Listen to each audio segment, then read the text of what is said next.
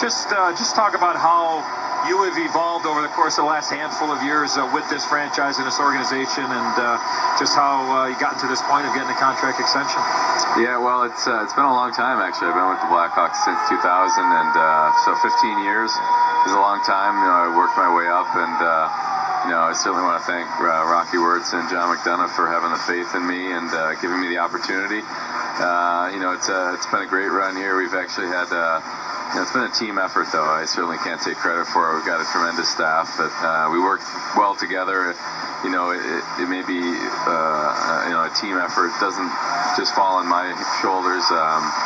And it's a joy to work for this team. Hopefully we can keep things going for a long time. Yeah, I mean, you mentioned Rocky, you mentioned John, just as a general manager, to have the wherewithal that you have at all levels of the organization. I mean, just talk about how important that is for you to be able to hire the people you do and to do the job, on a daily basis. Yeah, it's a complex job that we have here. So we have the best owner in the business, and he gives us the resources to, certainly to put a great staff together. And I'm fortunate to work with a lot of great people, and they support me tremendously. And we've had a good run here, and as much fun as it's been, we want to keep it going, and we're looking to continue this.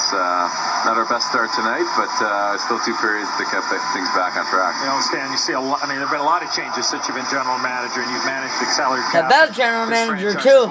Dan Bowman. Praise him. Praise this general manager for getting all these amazing hockey players. Though, even though they're losing, though, it's still a game.